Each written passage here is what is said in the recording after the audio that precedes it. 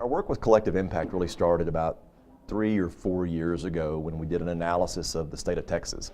And we determined that Texas is a really big state, and not only in geography but also in population. And so it turns out there are 5 large population centers, and if we really want to make a difference in the outcomes for the state, we need to focus on those 5 areas. And one of them was the Rio Grande Valley of Texas, the 4 southmost counties in the state. And that was really what got us to thinking about, is there a way to do something across 4 counties, looking at it regionally, bringing the right players together to make a difference. And that, of course, then led us to the Collective Impact approach.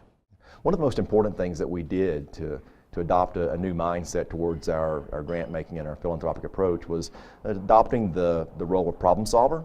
And so instead of looking for really interesting projects and programs to fund, we started thinking about, well, how do we really increase the number of young Texans who achieve post-secondary credentials? And when you start looking at things at that level, based on an outcome, it leads you to a whole different way of doing your business. And Collective Impact has been really important in that way. Thinking, not the right one thing to do, but what are the set of things that you need to do really well so that more students can achieve. It's a really powerful experience to be involved in a Collective Impact approach, working with leaders on the ground who are the decision makers and others who are responsible for implementing those decisions.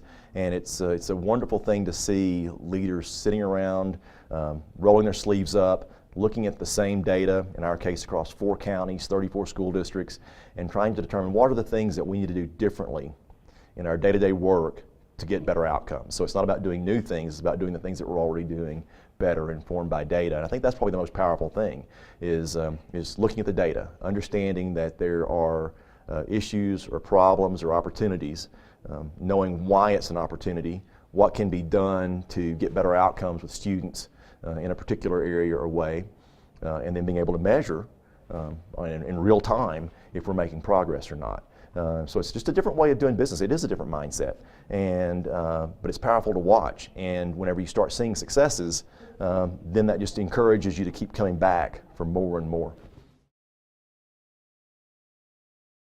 In our case, the federal financial aid application, the FAFSA, came to our attention early on last year that we were below where we were in the previous year in terms of FAFSA completion. And in the Rio Grande Valley, for the students that are eligible but don't complete that form, the gap is $23 million.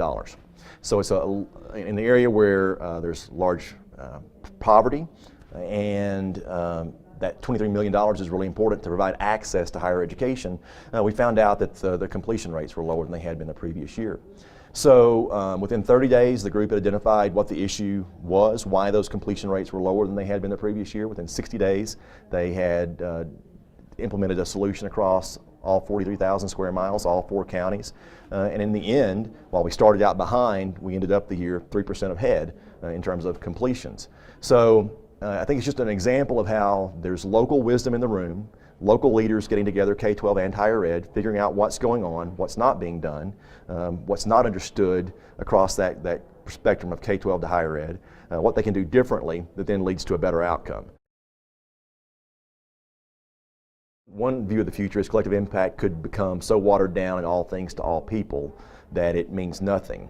The alternative view, and I think why the Collective Impact Forum is so important, is that we're building a network of funders who understand what Collective Impact is. There's a practitioners piece that's going on at the same time, helping practitioners better understand what Collective Impact is. And so I think as you get the practitioners and the funders better understanding, and you merge those two groups into partnerships, then you've got an opportunity to really do something. I think Collective Impact is slow, it's messy, it's cumbersome, it's complex. But based on my experience, it's about the only way that we're going to get to solutions around these really complex problems that we see, that we've been trying to solve for 40 or 50 years in other ways, one organization working alone on its own, and we just know that doesn't work.